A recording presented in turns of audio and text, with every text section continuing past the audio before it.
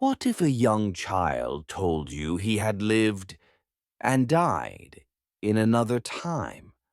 What if the details he gave were so specific, so historically accurate, that they couldn't simply be dismissed as imagination?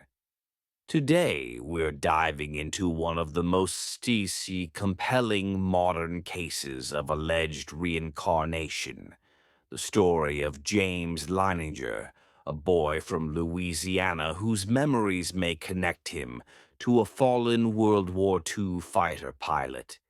James Leininger was born in 1998 in Louisiana to Bruce and Andrea Leininger.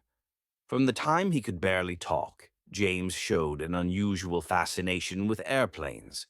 Not toy trains, not trucks. Airplanes.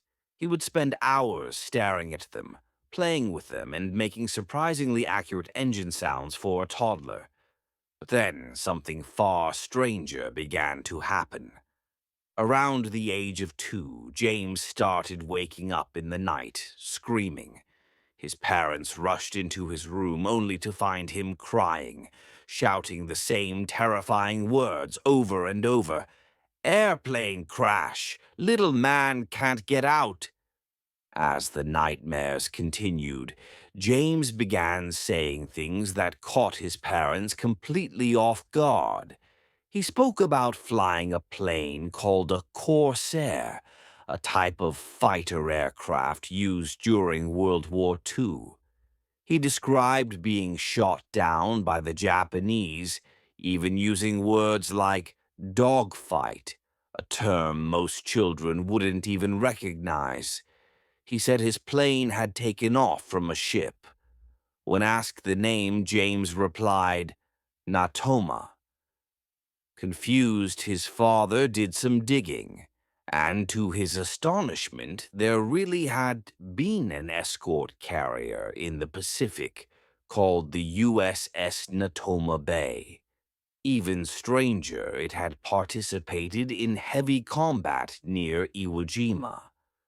Bruce and Andrea, still skeptical, began to press their son for more details. When asked who the little man was, in his dreams, James replied simply, "Me." He said his plane had been shot down over the ocean. He even mentioned the name Jack Larson, the pilot he said had flown with him. Through research, Bruce discovered something chilling. There had been a real pilot named James Houston, Jr., who flew off the USS Natoma Bay in 1945. He had been killed in action during the Battle of Iwo Jima, his plane shot down by Japanese fire. And yes, one of Houston's squadron mates was named Jack Larson. The Leiningers eventually reached out to surviving veterans from the Natoma Bay. To their shock, many of James' details matched perfectly with the records.